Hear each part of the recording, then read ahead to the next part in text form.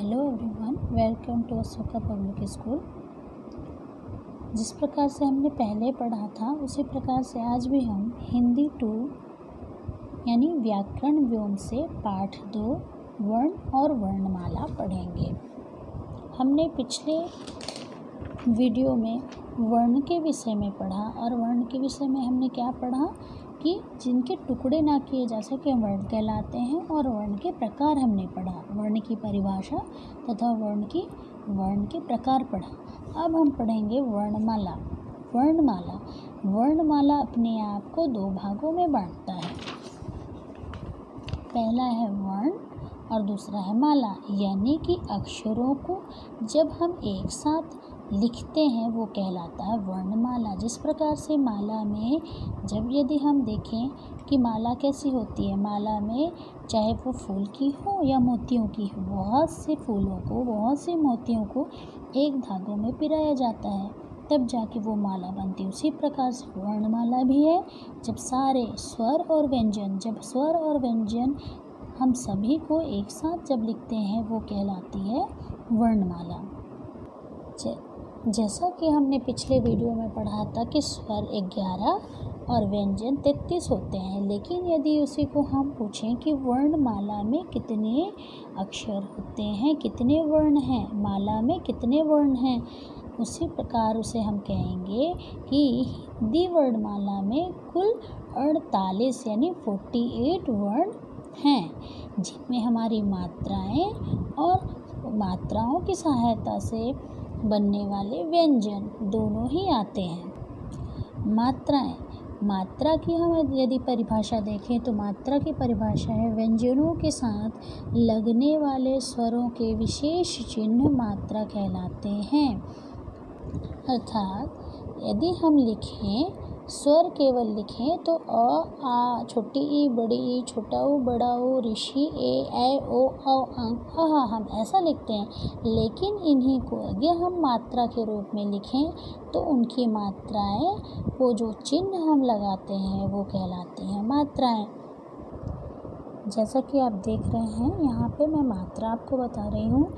मात्रा यानी अक्षर हमारे मात्रा में कितने हैं? 1 2 3 4 5 6 7 8 9 10 11 स्वर हैं, और इन्हीं को यदि हम चिन्ह के रूप में देखें तो वो क्या कहला जाएंगी हिंदी में? मात्राएं।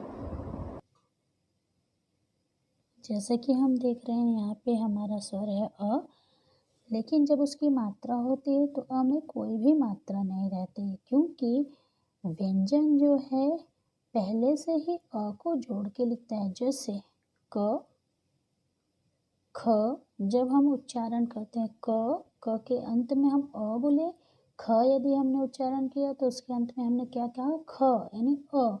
इसलिए अ की कोई मात्रा नहीं रहती, वो खुद ही व्यंजनों के साथ जुड़ा रहता है। उसके बाद आता है आ की मात्रा छोटी ई, बड़ी ई, छोटा ऊ, बड़ा ऊ, री, ए, ओ, औ,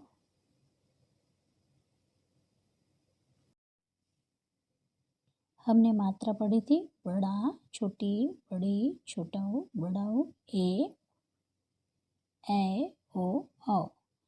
अब हम मात्रा को जब व्यंजन के साथ लगाते हैं तो कैसा होता है? यदि व्यंजन हमारा यहाँ पे न है, न में हम आ की मात्रा लगाते हैं तो ये होता है ना, और वही चीज़ अगर हम छोटी लगाते हैं तो नी, बड़ी में नी, छोटा ऊ लगाने से नू, बड़ा ऊ लगाने से नू, और ये नृ, नृ, ए लगाने से ने, ए लगाने से नै, ओ लगाने से नो, और औ लगाने से नौ।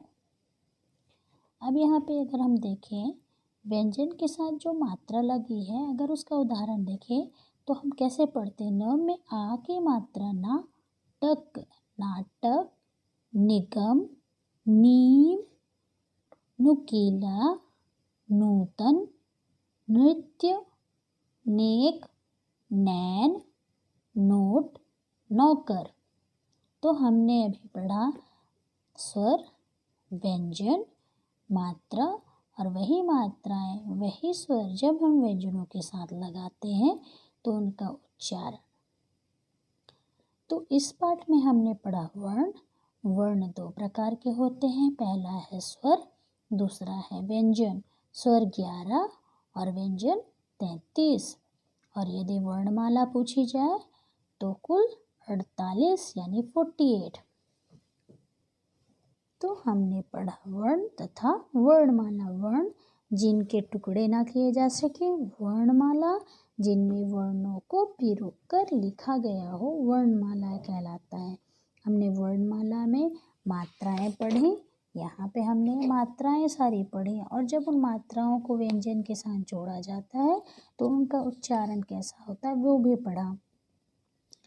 और विशेष क्या है इसमें, अभी जैसा पहले भी मैंने कहा, अस्वर की कोई मात्रा नहीं होती है क्योंकि वो पहले से ही व्यंजनों के साथ आती है। क, ख, ग, घ, च, छ, ज, झ। इसी प्रकार व्यंजन में अ पहले से लगा रहता है, इसीलिए हम अ यानी कि छोटे या की कोई मात्रा नहीं लिखते हैं।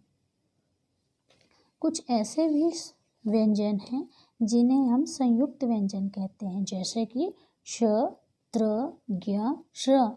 ये क्या है, दो दो वर्णों से मिलता है। जैसे क्षत्रिय, क्षत्रिय जो है क और स से मिलता है। त्र जो त और र से मिलता है। ज्ञ वो ज और इया से मिलता है। श्र, श प्लस र। तो ये जो है क्ष, त्र, ज्ञ, श्र, ये चारों जो हैं वो व्यंजनों में नहीं बल्कि संयुक्त व्यंजन में गिने जाते हैं। Thank you.